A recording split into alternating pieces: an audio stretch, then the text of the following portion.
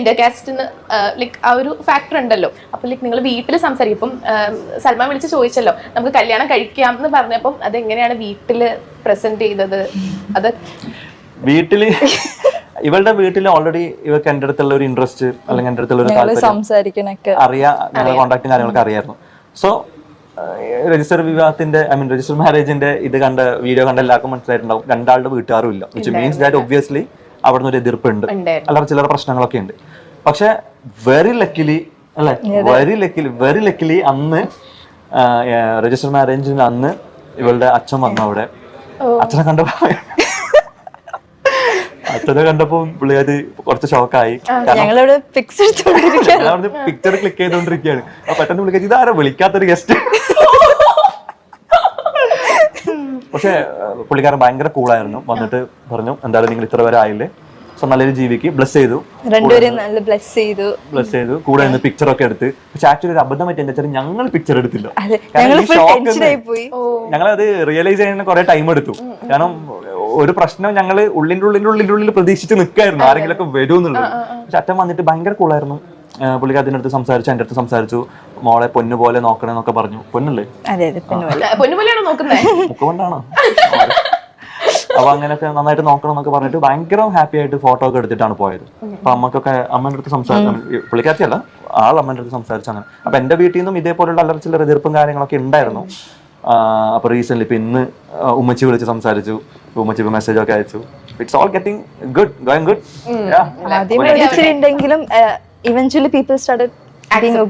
എനിക്കറിയില്ല ആൾക്കാർക്ക് ഇപ്പോഴും എന്താണ് ഈ ഏജ് ഡിഫറൻസ്, ഈ ഒരു റിലീജിയൻ ഡിഫറൻസ് ഒക്കെ ഇപ്പോഴും നെഗറ്റീവായിട്ട് കാണുന്നത് എന്തോ ഇല്ല. അത് ബേസിൽ കുറച്ച് നെഗറ്റീവ്സ് ഒക്കെ ഉണ്ട്, ഇല്ല എന്ന് പറയുന്നില്ല. അത് നിർത്തിയാൽ വളരെ നല്ലതായിരുന്നു. ഞങ്ങൾക്ക് തമ്മിൽ ഒരു പ്രശ്നമില്ല, ഞങ്ങൾ കൂടുതൽ ആൾക്കും പ്രശ്നമില്ല. We are very happy and family is also getting okay with it. all are getting okay with it.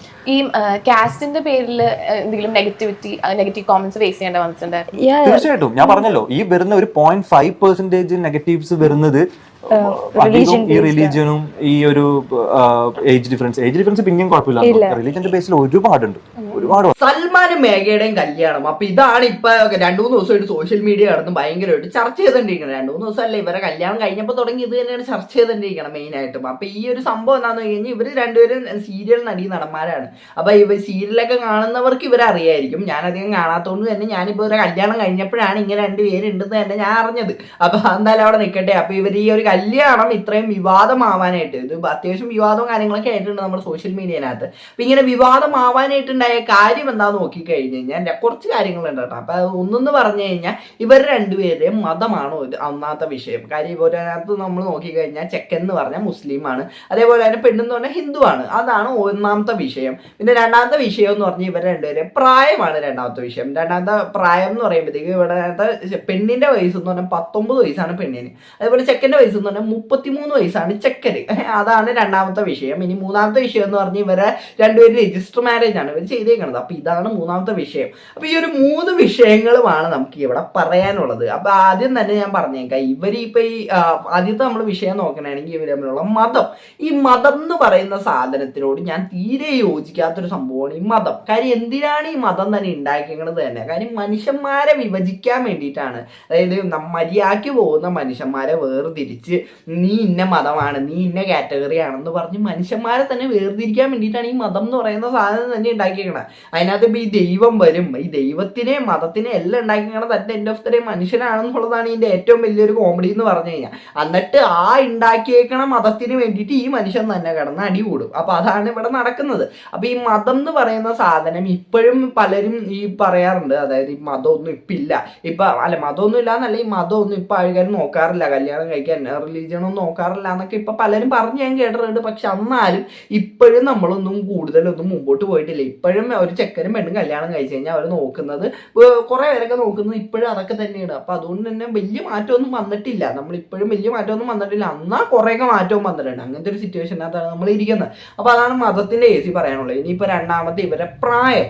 ഈ പ്രായം എന്നുള്ള സംഭവം അത് എന്തിനാണ് ഇനി മാത്രം വിവാദമാക്കണേന്നാണ് എനിക്ക് ചോദിക്കാനുള്ള കാര്യം. പ്രായം എന്ന് പറയുന്നത് അതൊരു വിഷയമാണ്.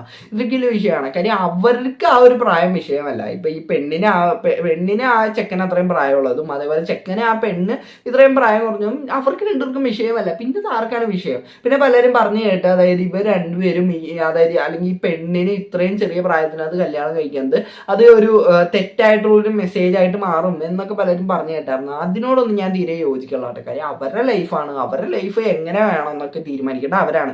അതിന്റെ വരായികളെല്ലാം അനുഭവിക്കേണ്ടത് അവരാണ്. അപ്പൊ അതുകൊണ്ട് തന്നെ നമുക്ക് എങ്ങനെയാ പറയാൻ പറ്റുക അവര് അങ്ങനെ ചെയ്തത് ശരിയായില്ല അല്ലെങ്കിൽ അവരങ്ങനെ അത് പബ്ലിക്കിനെ കാണിച്ചത് ശരിയായില്ല. ഇനി ഭാവിയിൽ ഇവര് എന്തെങ്കിലുമൊക്കെ വീഡിയോസ് ചെയ്താലും അത് അവരുടെ ഇഷ്ടമാണ്, അവർ ചെയ്യണോ വേണ്ടയോ എന്ന്. അപ്പൊ നമുക്കൊരിക്കലും പറയാൻ പറ്റില്ല അവർ അങ്ങനെ ചെയ്തത് അതൊരു മെസ്സേജ് മാറിപ്പോവും അല്ലെങ്കിൽ ആൾക്കാർക്ക് അത് തെറ്റായ മെസ്സേജ് കിട്ടും. തെറ്റായ മെസ്സേജ് കിട്ടുമെങ്കിൽ തന്നെ മെസ്സേജ് അല്ല, ഇവരുടെ വീഡിയോ കാണുമ്പോഴത്തേക്ക് അതിൽ നിന്ന് തെറ്റായ മെസ്സേജ് ആൾക്കാർ എടുക്കണോ വേണ്ടോ എന്നൊക്കെ ഉള്ളതാണ് ആൾക്കാരുടെ ചിന്താഗതിയാണ്. അതിനെ നമുക്ക് ഒരിക്കലും ഇവരെ കുറ്റപ്പെടുത്താനൊന്നും പറ്റൂല. പിന്നെ ഇവരെ ഇഷ്ടമാണ്, ഇവരെങ്ങനെ കല്യാണം ചെയ്യുന്നത്. ഇനി ഭാവിയിൽ അതിനെന്തെങ്കിലും പ്രശ്നം ഉണ്ടായാലും അതും അനുഭവിക്കേണ്ടത് ഇവര് തന്നെയാണ്. അവരനുഭവിക്കട്ടെ, നമ്മളെന്തിനാണ് അതിനകത്ത് ഇത്രയും കിടന്ന് വേവലാതിപ്പെടണമെന്നാണ് എനിക്ക് ചോദിക്കാനുള്ളത്. ഇനിയിപ്പോൾ അടുത്ത വിഷയം എന്ന് പറഞ്ഞു കഴിഞ്ഞാൽ ഇവരെ രജിസ്റ്റർ മാരേജ് അതൊരു നല്ലൊരു കാര്യമായിട്ടാണ് എനിക്ക് പറയാനുള്ളത്. സാധാരണ ഇപ്പോൾ ഒരു കല്യാണമൊക്കെ നടന്നു കഴിഞ്ഞാൽ നമ്മൾ കാണാണ്ട് ഒരു കൊട്ടി ഘോഷിച്ച് ഇവർ അവിടെ ഇവിടെയൊക്കെ പോയി ഭയങ്കര ഗ്രാൻഡ് ആയിട്ടൊക്കെ നടത്തും. അപ്പൊ പിന്നെ സോഷ്യൽ മീഡിയ മൊത്തം ഇത് തന്നെയായിരിക്കും കിടന്ന് കത്തണത്. അപ്പൊ ഇപ്പോഴും എന്തായാലും കത്തുണ്ട്, പക്ഷെ എന്നാലും വേറെ രീതിക്കായിരിക്കാം മറ്റത് കത്തുന്നത്.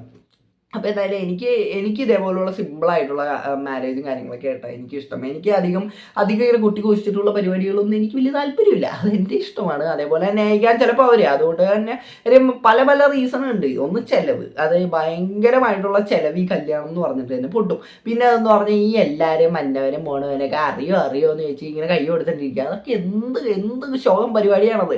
നമ്മൾ ഈ വന്ന എല്ലാവരെയും നമുക്ക് അറിഞ്ഞുകൂടായിരിക്കും. കാര്യം നമ്മുടെ ബന്ധുക്കൾ വഴിയൊക്കെയുള്ള ബന്ധുക്കാരെ നമ്മൾ വിളിച്ചിട്ടുണ്ടായിരുന്നത് വന്നവരും പോണവനൊക്കെ ഒരേ ചോദ്യങ്ങളില്ലേ, മോനെ എന്നെ അറിയോ എന്തിനാണ് ഇവരൊക്കെ അറിഞ്ഞിട്ട് എന്ത് ചെയ്യാനേ അറിയൂല എന്നെങ്ങനെ മൂത്ത് നോക്കി പറഞ്ഞു കഴിഞ്ഞാൽ അത് പിന്നെ അവരുടെ വിഷമം കാണണം. അപ്പൊ ഇതൊക്കെ നമ്മൾ അനുഭവിക്കണം. അപ്പൊ ഇതൊക്കെ ഒന്നും ആവശ്യമില്ല എന്നാണ് എനിക്ക് പറയാനുള്ളത്. അപ്പൊ എന്തായാലും ഈ രജിസ്റ്റർ മാരേജ് ചെയ്തത് ഒരു നല്ലൊരു കേസായിട്ട് തന്നെ എനിക്ക് പറയാനുള്ളൂ. അപ്പൊ അതെന്തായാലും അങ്ങനെ പോട്ടെ. അപ്പൊ ഇതൊക്കെയാണ് ഇവരുടെ ഇതായിട്ട് മെയിൻ ആയിട്ടുള്ള വിവാദങ്ങൾ. അതിനെപ്പറ്റി എനിക്ക് പറയാനുള്ളത്. പിന്നെ ഇവരുടെ കല്യാണത്തിനകത്ത് അവർക്ക് വിഷയമില്ല, അവരുടെ വീട്ടുകാർക്ക് വിഷയമില്ല, ഈ കമന്റ് ഇടുന്നവർക്കും അതേപോലെ പല ഓൺലൈൻ മീഡിയക്കാർക്കുമാണ് ഇവരുടെ വിഷയങ്ങൾ. കാര്യം അവരാണ് മെയിനായിട്ട് ഇതൊരു വിവാദമായിട്ട് മാറ്റുന്നത്.